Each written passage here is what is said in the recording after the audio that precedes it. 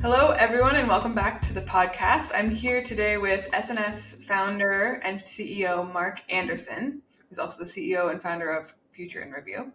And today's episode is a special episode because we're going to be reviewing and grading our 2023 predictions. So one of the SNS claims to fame is that we are very good at making accurate predictions about the future of technology and the global economy. And Mark has really stewarded and shaped this endeavor for us through his pattern recognition work.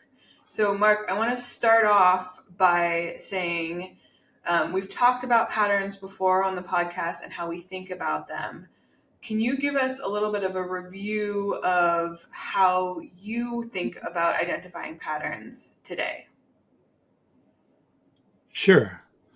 Anyone who was a fourth grade science student was taught to do the scientific method, which means you look around you at something, turns out to be patterns, and based on those, you make a guess or a hypothesis, and then you run a science experiment and you test it.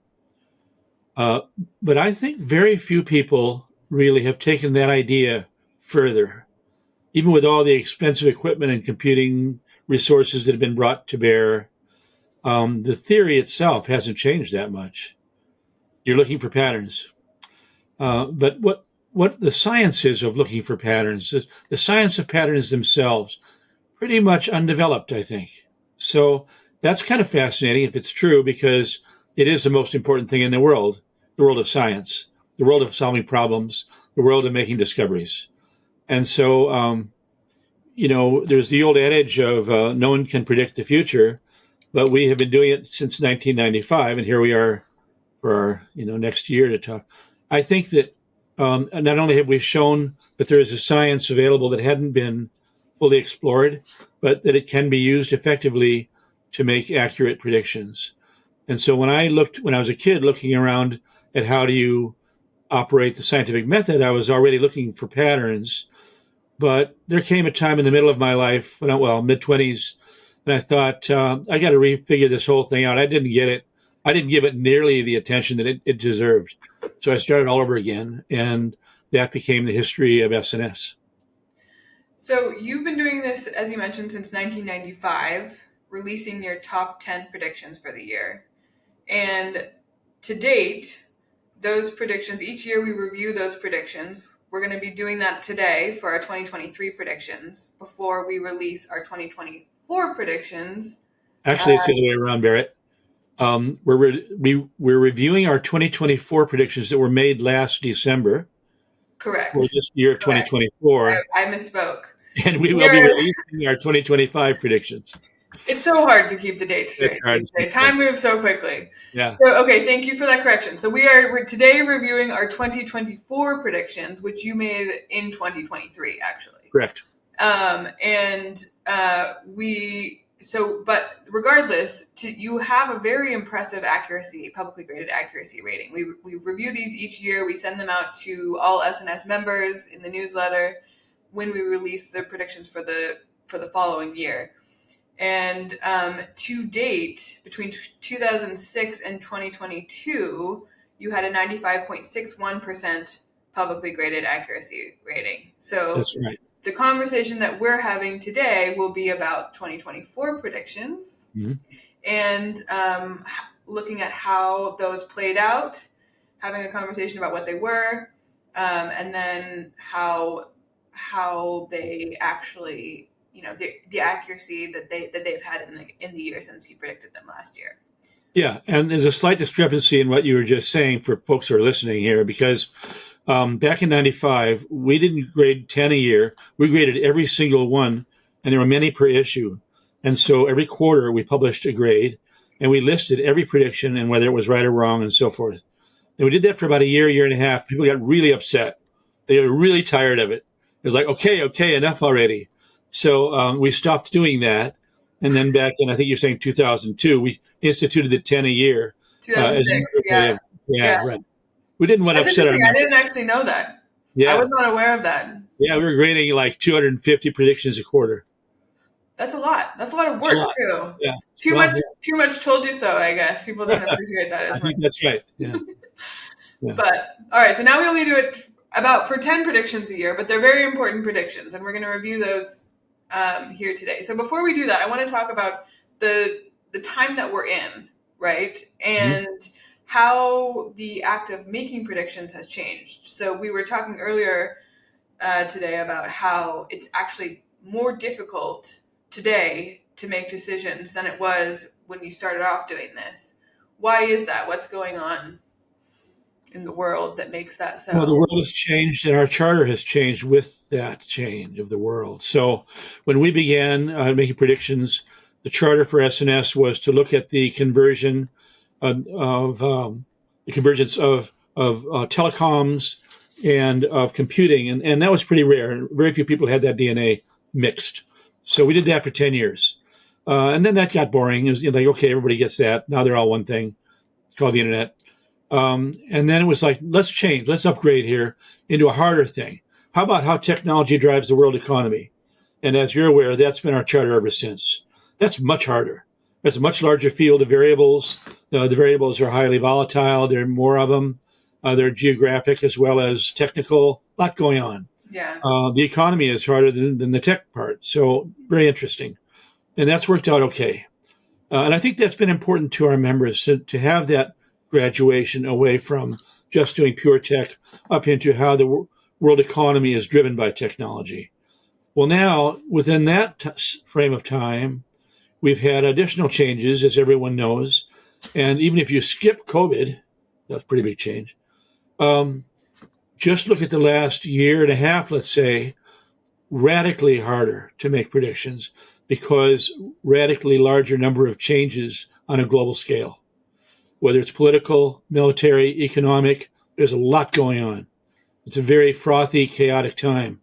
And you may recall that the theme from a year ago was chaos. Yeah. Levels of play. Yeah. Well, that worked out. And so it's been very chaotic for the last 12 months. Well, and one of the things that we've been writing about this year, which I would not be surprised if it popped up in your 2025 predictions in some way, is the ways in which technology has become more and more complicated and convoluted, which makes it more and more fragile, right? So that I think also adds to the difficulty in making predictions, because at any point something could break, in ways as we've seen this last year around cybersecurity, which has very unexpected or unforeseen consequences that aren't necessarily reflected in patterns, other than we can see the pattern that is happening at an increasing rate, right?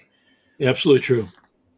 Yeah, so, I mean, if you put it this way, if Microsoft can't understand its own software and how it works in this world, this new technically complicated world with all the different layers and players, it's going to be pretty hard to do that. Right. And yet your entire enterprise is built on top of it. Yeah. No business there. We have occasionally actually out. I want to say it the wrong way, but we've seen things that I don't think Microsoft saw about its own software. But it's hard. It makes it much more difficult. All right, so let's get started. I'm going to read the predictions, and then you're going to react to them, and we'll talk about them a little bit. But we want to go through one by one, so this is methodical, scientific almost, and we'll do a quick review. Yep. So the first prediction from 2024, more smartphones become sat phones led by Huawei. Right. So kind of a few different paths into this idea, big idea. If you look at Huawei itself, we saw Huawei introduce a phone that really blew the lid off the whole market in China. It regained them dominance in the Chinese market. It surprised the heck out of Apple, who didn't see this coming. It surprised all the people who were thinking that Huawei was kind of down for the count. And specifically, they had more advanced chips than we thought they had.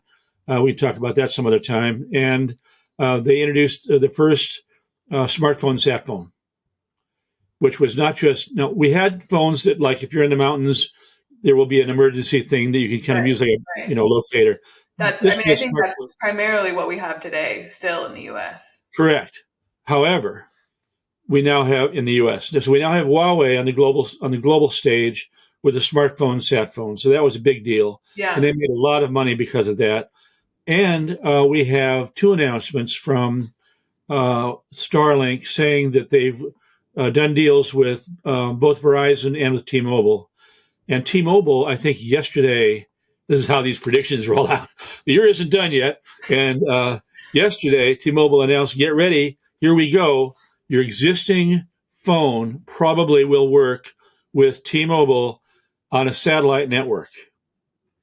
And so we saw the announcement, maybe in spring of this year, but here they come actually implementing it. If your iPhone is a 15 or more, is that kind of thing, you don't have to do anything except use the T-Mobile network, and they will take you up to the stars. So good news for me. Good news for you. Good news for everybody. Yeah. If you're on T-Mobile, yeah. And I think Verizon will probably come up with a similar announcement not too long from now. So this has all come to play. It's actually happened. All right. Well, that's a good one. So we're rating these on a scale of 10 points, right? 10 out of 10. Well, if you want to. This is what you've done so far. Yeah, so far. Yeah. Yep. But that one, I mean, it very clearly, very accurately came true. Yeah. Okay, so prediction number 2, we start getting reliable data on long COVID, and none of the news is good. More people start seeing this as a bioweapons wake. Man, truer and truer and truer and truer. Just this week, we saw a new report. The congressional report came out. Was it, I want to say 375. It's like 525 pages. It's a long report, and it's been quite a while in the making. It's bipartisan in general. And if you read just the first 2 pages, which is kind of the summary findings, it is literally a copy of what we had written earlier in SNS with all of the discussion and debate and flying around from various parties who didn't want to get named or blamed or shamed or ridiculed.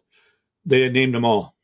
And so I would say that's the most recent report, and I think it's a good report. It's not the only report that came out like that. So there's this, every time a report comes out, China publishes a counter. You can be assured that within another week, there will be a Chinese effort that'll look like an American effort, and it'll be a counter like, oh, none of that is true. Right. But it's a little bit like JFK and who killed him. So yeah, okay, So yeah, I think we're definitely seeing the second part of that come true, which is this acceptance that COVID probably did come from a lab, most likely, and here are all the contributors to it. And but let's talk about as well the long COVID question, because that I've also seen coming true this year, right, especially, which is there's a much more widespread understanding, even down to a popular level, of the long-term impacts of long COVID on people's health. We're seeing a significant increase in strokes and other heart issues among people who have had COVID. Failure, strokes, heart attacks, brain issues, every organ. Yeah. And I think we're starting to see people take COVID itself more seriously for that reason, because they're having to live with and watch people around them live with some of those effects. Well, let's go back for one step to the bioweapon word, which everyone is afraid of using. Okay, it's a bioweapon. It's a bioweapon. Say it 10 times. It's bioweapon. And in that congressional summary, they specifically said, it started in America. It did. We know the guy who actually helped build it, Ralph Barak. They didn't mention him. They said Peter Daszak is not going to be allowed to have any more money. He was the guy who tried to make it seem like it was, first of all, who got it over to China, bad idea, and then funded it over to China through EcoHealth Alliance. So the report says no more money ever to EcoHealth Alliance. Done with that. So they're tracking back all the steps of this bioweapon creation, without naming every player, through to China, and then saying that it came out of the lab. And so when you ask yourself, if you do, why long COVID, you could equally well say, why would a highly designed bioweapon designed against human beings be so effective? Oh, it's because it's a bioweapon. It's not a cold, it's a bioweapon. And it doesn't act like flu A, It's a little bit similar to that. Doesn't act like flu B, doesn't act like the rhinovirus, doesn't act like anything. It acts like itself. It's your first exposure to a bioweapon. How's that going for you? Not too well, thank you. Not well. Not well. But I think my point is different than what you're saying, which is there is, in addition to that, regardless of where it came from, the real world effects have become much more broadly accepted this year. Yes. Among doctors and patients, especially because people are seeing them play out in their families. I had a conversation yesterday. I feel like I have a conversation almost every day with a friend whose, parent has or sibling has early onset stroke. And they're like, I don't know where it came from. He was only 40 years old, but now he's really struggling with the long-term effects of that. So yes, that is, clearly not, experiential evidence, but it's become a very widespread experience. It's in the reports as well. People are accepting the medical consequences, and they are ongoing. The latest report I saw was long COVID is more broad than we thought, and that effects continue to show up up to 3 years after exposure. And the bad news is that's how far ago it was. And so in this report, we can't say anymore because it's only 3 years old. But right. What I'm really telling you is that what you're saying, Berit, every day there's a new thing, and it's no let up. Yeah. I think it is important, for us to note as well that at the risk of saying, I told you so, no one wants to say I told you so about a deadly bioweapon, but I want to give Evan Anderson credit because he has been writing about this from the very beginning and has been very outspoken about the fact to SNS members and has been warning SNS members since before the pandemic, before shutdowns even happened, that this is really intense. It's really important. You need to protect yourself. You need to protect your family. So I think that is something that I feel good about, which is that for our members, at least people who have been subscribed to SNS for a long time, yes, since the beginning of the pandemic, they had early warning that this would be the case. Yes. I think we did a good job at that. Maybe the best. Mm-hmm. Yeah. Okay, so let's go to the next one. Okay. We leave the decades in which AI promised healthcare benefits and didn't deliver them to an era in which third wave AI does. Mm-hmm. So go ahead. Before you dive into the analysis of this, tell me what you meant by that. Well, by third wave, that's an offhand term that's been used in the community, the AI community, but GPT would be the second wave. And so third wave would be beyond chat. Mm-hmm. And everyone's always promising benefits in healthcare. They see healthcare properly as the litmus test for is it real? And it's hard. Can you do something there? Unfortunately, I would say 99% of the hype is wrong. I won't call them lies, but they're like lies, where people are saying they can do stuff in medical and they can't. Right.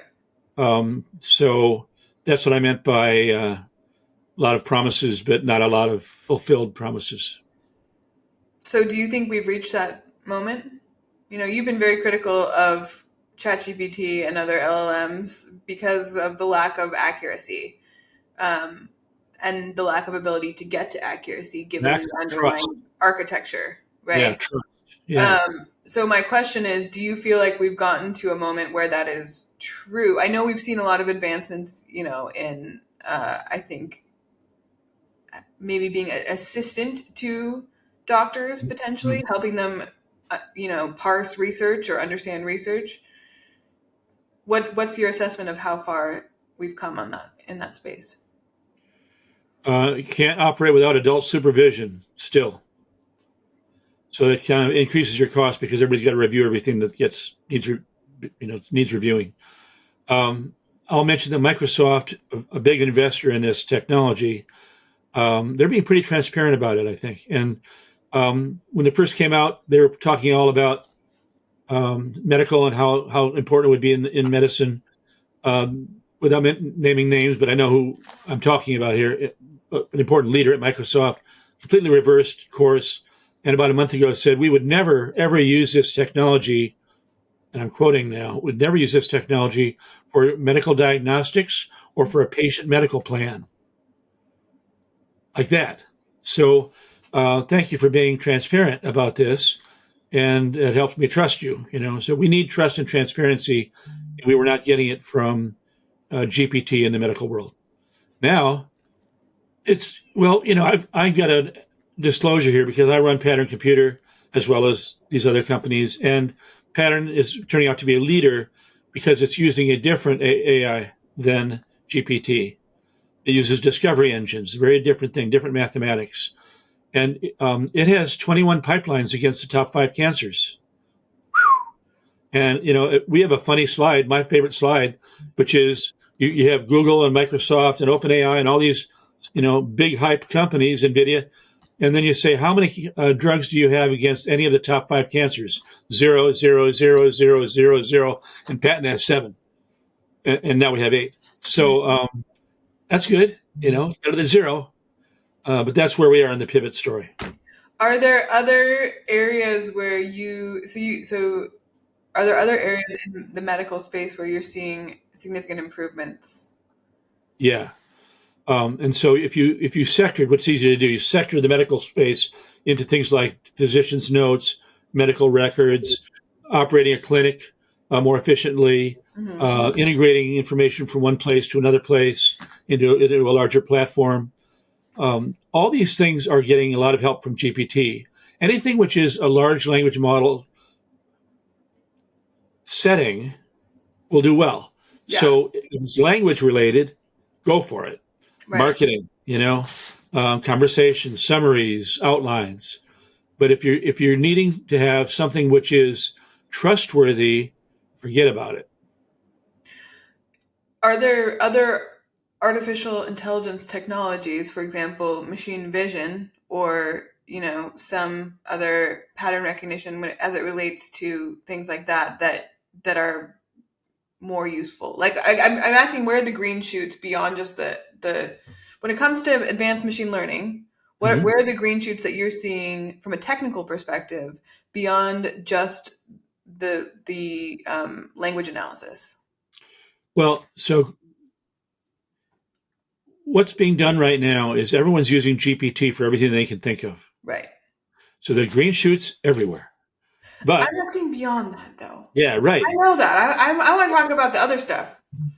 Well, the problem is all these green shoots are happening. You mentioned things like computer vision. Well, what if it makes something up? So there are green shoots in movie making and make stuff up all the time, but that's fun. It's a movie. Mm-hmm. But if it's your cancer cells that it's looking at and it makes something up, that's not so good. There are a lot of people working on how do you provide guardrails. Well, technically, as far as I know today, you can't. You can try. You can try and try and try and make it better and better, but you can never give me or the patient 100% assurance that something didn't get made up during that process. You can't remove hallucinations from that technology, no matter how hard you try. And there are people who would argue with me, that's what life's all about. But the people that I trust all agree.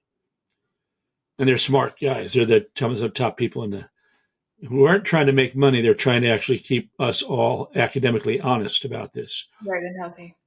Yeah. Important. That's and healthy. Yep. Okay, so we're ready for number 4. Migration becomes understood as a weapon, as a target of misinformation campaigns, and as driven by economics and the internet rather than by the need for asylum. In short, as the top political issue in every wealthy country with free speech. Right. It would be possible to make an argument geopolitically, militarily, and economically that the migration levels we're seeing in today's world as compared to 10 years ago are, first, off the charts. Second, because of the nature of them, which is not to find asylum, but to find a better economy, to a better life for your family. Well, who doesn't want that? Everyone wants that. You look on the internet, you say, wouldn't you rather live in Germany than in Somalia? Yeah, absolutely. Send me there now. So there is a movement worldwide for obvious reasons. People would rather be better off. It's not an amnesty issue, in any way, but it's hard not to forgive them for wanting to be better off. So they will do things which are um, on their scale are illegal but understandable. But then there's Russia. And it took me a while to understand this. Russia was barrel bombing, you may remember this, people in Syria when they were trying to help Assad retain control. Like, why are you dumping these horrible bombs onto apartment buildings and hospitals? What are you doing? Well, the answer turned out, and this has now been confirmed by not me, by other people. Russia understood the importance to its own mission, which is to destroy NATO and divide Europe. And to do that, all you have to do is bomb the heck out of all the Syrian people, all of whom are Islamic, basically. They're all going to run around the lake, the big lake, and join Europe, which they did. And this led to unknown levels of difficulty for them, of course, and for Europe. Every country in Europe now has some far right party taking over the government. It happens minute by minute, day by day, year by year. I don't know if there are any exceptions. And it's because of the flux of migration of people who were of a different religious faith into their countries. Well, let's back up for a second. So I think I agree with you that Russia is purposefully causing mass migration through warfare. I think that's happening throughout the Middle East today. Right? Intentionally as a weapon. Yes, I agree with that premise. Yeah. But I think it's a little bit too simplistic to say that migration itself is the only cause of what you're describing. So the far right, the rise of the far right is also being propped up by information warfare, right? And it's when you send this mass of people into a country, essentially, without, and then also foment fear and anger on the other side, that's really the mechanism that we're seeing at play here. Absolutely. Both are true. And I didn't say only. I didn't mean to say only. I just said this was happening. This is something which Russia discovered and made use of in both the ways you're describing, as a literal weapon, and then with their information warfare, making it worse. Right. Yep. Yeah. True. But I think we can both agree that is continuing to happen. And it has led to this crisis in most of the countries around the world that are, well off and that have open borders. Yeah, it's a problem. All right, so we'll go to the next one. So in number 5 for 2024, China increasingly looks like the economic winner among the CRINC crowd, even as its domestic economy continues to implode. Right. So its domestic economy has been imploding, we think, since January of 2015. We actually a long time. Yeah. And when you're a dictator, you're really good at hiding that or messing with it. Separate conversation about what does it look like when a domestic economy implodes in a dictatorship? How do you even know? It's an interesting problem. Having said that, it's pretty easy to see now that among the CRINC, or China, Russia, Iran, and North Korea alliance, China is the leader. And China is calling the shots, I think, in general. China is the most, even with all these problems, it is the most well-off economically compared to North Korea, Russia, or Iran. And even though they're suffering, they're using, I call it money they stole from us, to pay those guys to keep them going. And so they're buying most of Russia's oil and, at a discount, and keeping the Ukraine war underway. India is also helping with that, which is too bad, but China is the main one. So if you're looking at the interdependencies within CRINC, I think China's calling all the shots, or close to it.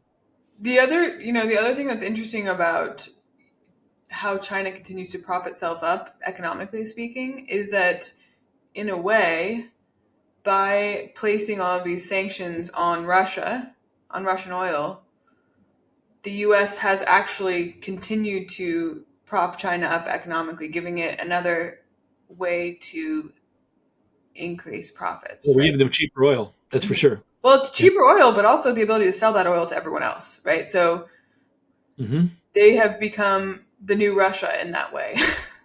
They're a waypoint. They're a second-order sanctions And I think you're about to see out of D.C., probably under the Trump administration, you're about to see second order sanctions going out to prevent that from happening, both for Iran and for Russia. Anything else on that front before we? No, I think that describes it. If I were Russia, I'd be pretty worried about China's rising power and how they're going to deal with me a couple of years from now when I need them and they don't need me.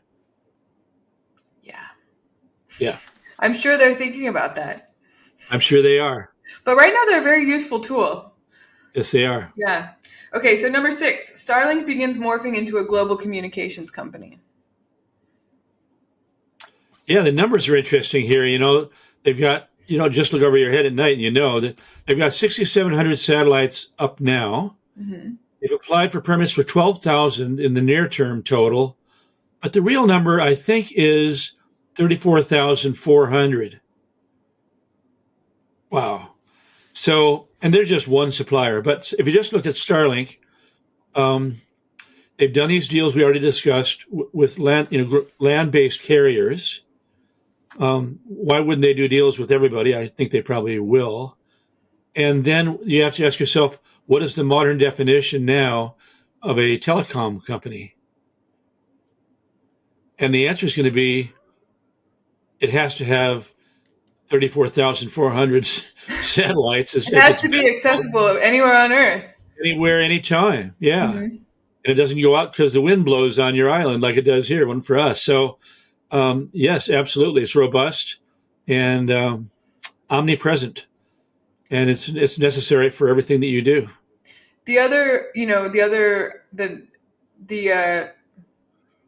The accelerating force of this, clearly, which I think will be interesting to watch play out in 2025. You didn't predict this necessarily last year, but Elon saddling up next to Trump, right? As Trump is winning, means that Starlink is accelerated on its path to, it's probably going to, his job is to eliminate government inefficiencies, right? So he's got a few hats he's wearing. Yeah. So if there were issues that Starlink was having with permitting and regulations, I'm sure that will be one of the first areas that they focus on. I think you can also expect that his friend, the new presumed head of NASA, an old friend of his, will be even more excited about SpaceX than NASA has been under Bill. And I think probably the same thing is true for the FCC, FAA. Yeah. All these different issues that have been coming up, very frustrating for Elon, who's just trying to go faster. And and the SEC. And now all these different major cabinet level positions will be on his side, I think. From a friendship standpoint and a business standpoint, smart friend to make, right? Yeah. Things are like, if there were any guardrails on Starlink,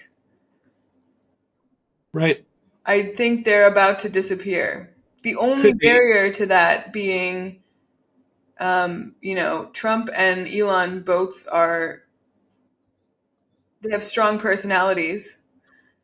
They're both easily kind of frustrated by other people with strong personalities potentially. So there could be risk of if there were some kind of conflict between the two of them, which Trump has a long history of coming up with among his advisors, that could be a barrier. But I think in the short term, it's full steam ahead. Yeah, Trump's the wild card here. Yeah. I mean, Elon, I think, can be forgiven for this new friend he's made, because for what we just talked about, if every business that you are running, and they're all $1 billion plus businesses, could be helped by helping that guy, you kind of, here we go, no different from Apple. Apple, happy to kiss ass no matter who's in charge. So, but in this case, you've got 5 companies or 10 companies, and they're all going to benefit. So, okay, fine. But I think Trump is the wild card. He could just change every night. Yeah. 2 a.m.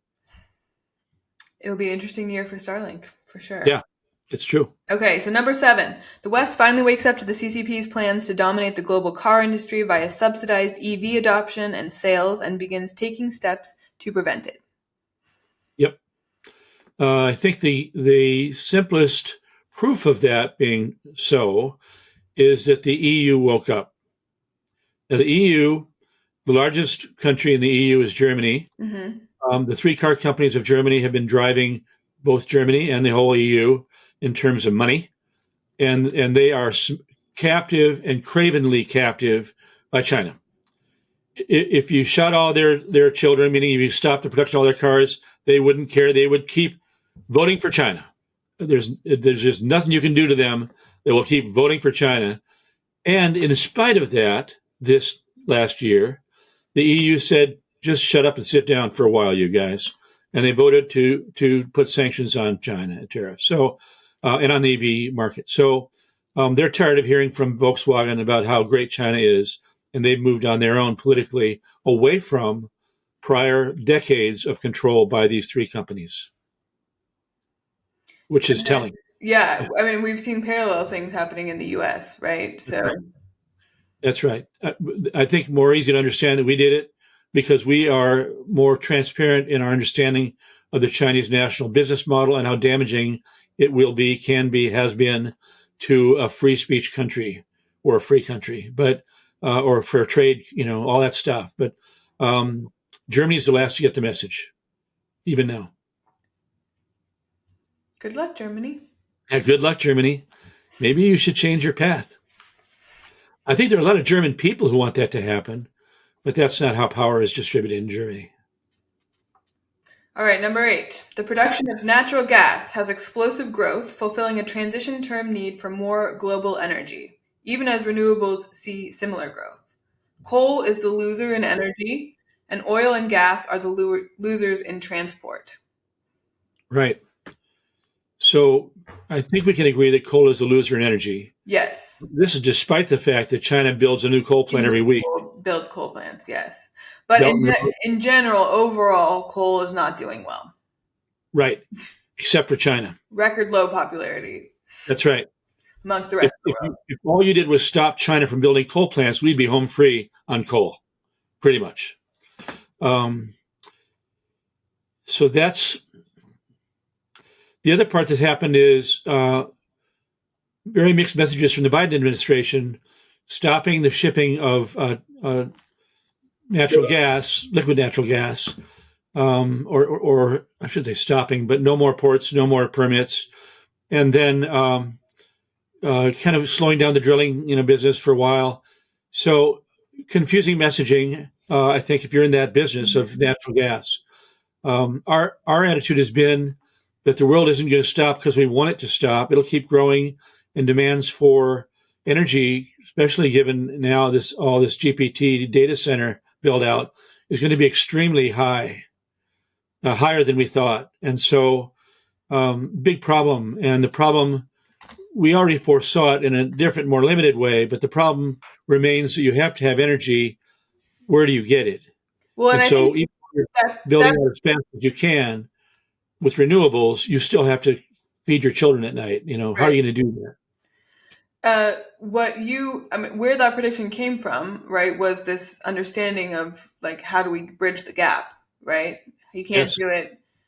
And I think part of what we're seeing now is, the commitment by the Biden administration to renewable energy has actually changed the calculus for even oil and gas companies who are seeing the writing on the wall.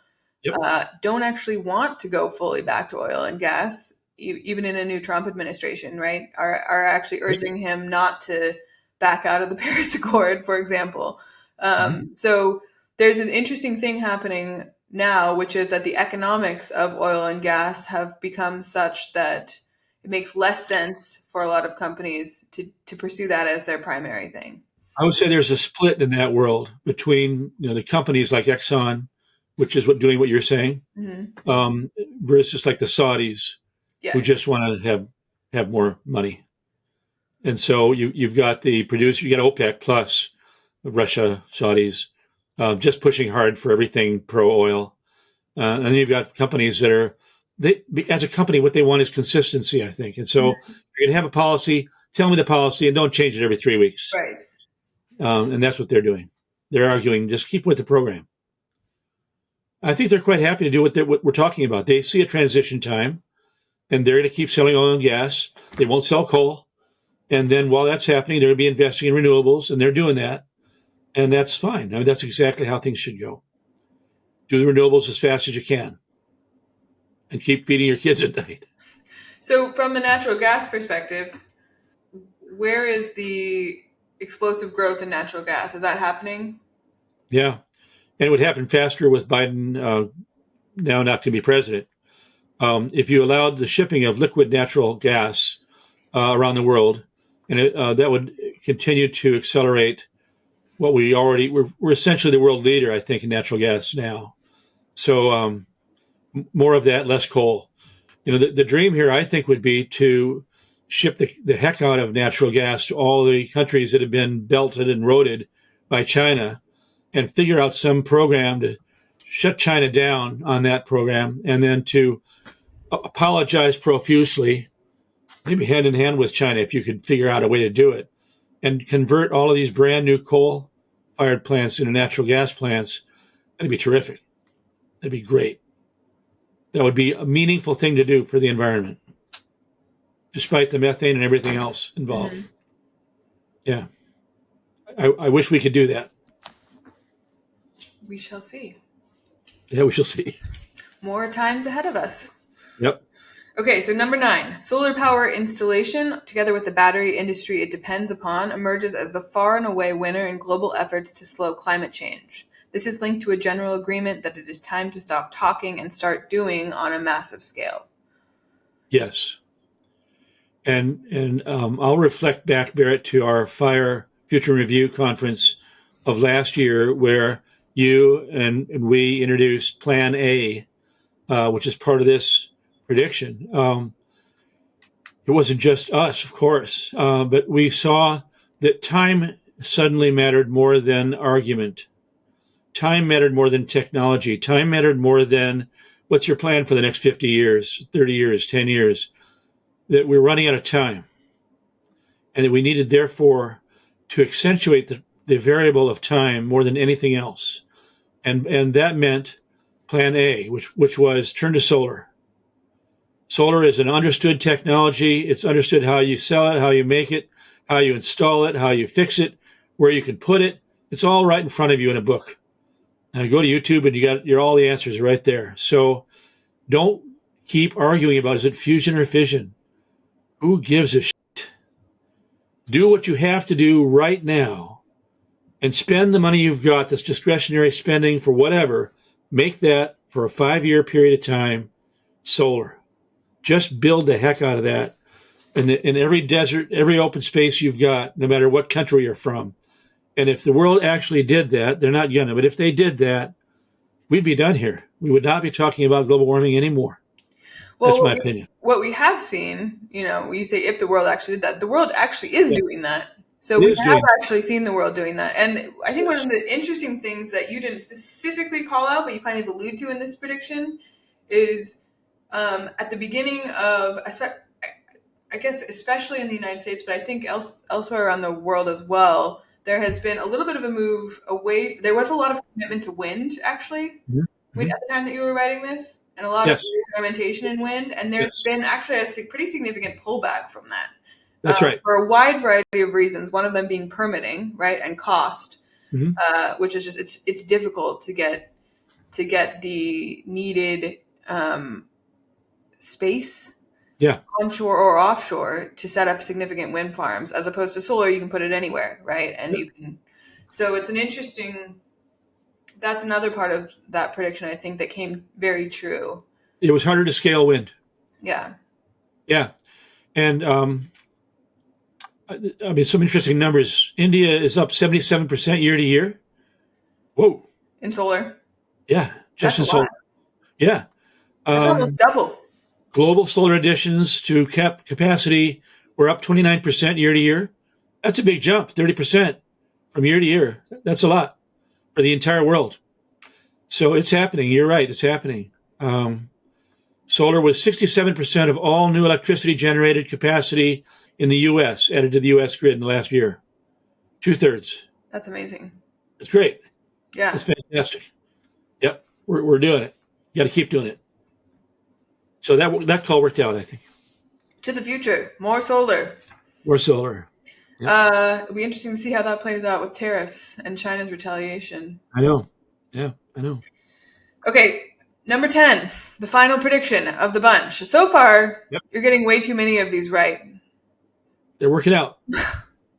I think the natural gas I think was stymied a bit by Biden, but still remains overall true. But everything else has been pretty much on the nose. Yeah.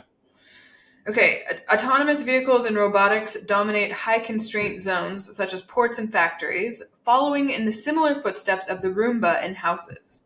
This does not include open highways, major cities, or other unpredictable environments. Manufacturers come to the realization that true autonomy requires true explainable AI. Right. And I think that this is not going to get a full 10 points. I might make the argument that even though Biden blocked port permitting for liquid natural gas, the natural gas business was blossoming, was still growing quickly. Mm-hmm. But here, I think I made a mistake. I said no major cities, but I also said high constraint zones. What it turned out to be was major cities were used as testing zones, but they were constrained. Right. So there'd be only this much of a city, or only that much would be permitted. But they were Phoenix and San Francisco and LA and so on. So Right. That was technically wrong. You're talking, of course, about autonomous EVs or autonomous vehicles in like Yes. Waymo. Yes. Yeah. Waymo, Cruise, and so forth. So, they're in the cities. Of course, they should be.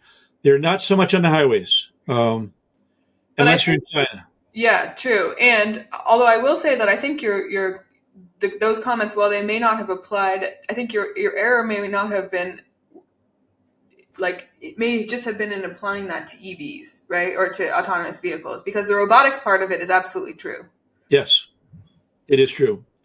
And, yes, that's right. And the constraint concept is very true when it comes to robotics and manufacturing and ports and all of that. So totally true. There's still a very, and I think if anything, the error here, which is the error always in robotics, is that it takes forever, right? So we've come a long way since last year as far as the number of autonomous robotic manufacturing capacities. Mm-hmm. And new technologies, but there's still, it still takes a long time to develop those technologies and to make them safe with humans. Well, we've had explosive growth in things like mining Mm-hmm. and warehouses Mm-hmm. and ports, right? And airports, or even like solar field construction. Yeah, right? yeah. Like they're constrained environments. Yeah. I think there's a pretty strong acceptance by scientists in the AI world that you really do have to have explainable AI for a true autonomy to occur. So even Waymo only has what's called an SAE 4 permission, even though they're running around San Francisco and LA and Phoenix. They don't have 5. 5 is the full autonomy. So not there yet. Getting there, but not there yet. Yeah. And China just doesn't publish deaths. That's China. So we don't know how many people are dying while they're letting 30 companies, count them 30, run around with permits to go driving around on any highway they want. I read there was recently, I think, as you may have seen, this is a bit of an aside, but it's kind of a funny aside. Right. So there was this guy who plowed into a crowd and apparently in protest with his vehicle in China, who was arrested. Yeah. And I think there was like 60 reported deaths or something like that, or 15. Whatever the number was. It was horrible. There was an article. There was an article about it, and the article said, as we know, this specific number, whether it was 60 or 20, it doesn't matter, is the exact number after which the mayor of this town would have to resign because this had taken place. And therefore, we have no idea what the actual impact of this accident was. Yeah. Because that's always the number. Yeah, always the number. So I tell the story because of your comment about China and statistics. Yeah, numbers are not reliable. Well, that's 10. We're done. That's a pretty good. I would say that's overall a very accurate list of predictions. There may be a few quibble points here and there, but um, pretty good slate of predictions, I would say. Yeah, if you were an SNS member and you saw this last year and you took it to heart, you could have done well. You could have made money. You could have kept your family safer. You could have done different things with products and so on, markets, international markets. You'd be ahead of the crowd, which is what we're trying to do. Now, so this podcast, I want to mention. So we're recording this podcast in advance of our predictions event for SNS members, which will take place December 19th. Mm-hmm. If you would like to hear SNS's predictions for 2025, got the year right this time, I think. Yep. And you become an SNS member before that event, you can join that conversation and hear directly from us. It will be a live virtual event. Mark will be outlining all of his predictions. We'll be talking, you and I will be talking about them for 2025, and everyone will have the chance to ask questions and talk with other SNS members about them. So if you want to know, we've just talked about things that have already happened, but if you want to know what's going to happen next year at a pretty high accuracy rating, I highly recommend joining us as a member. Yeah, be great. I'll put the link for that membership directly in the description below this video. It's a fun meeting because everybody gets to complain and say, "What about that? What about that?" You can share your own predictions. Quite lively. Yeah, that's right. Yeah. But until then, we'll talk soon. Yeah. Thank you, Berit. Thank you. Thanks, everybody on our team.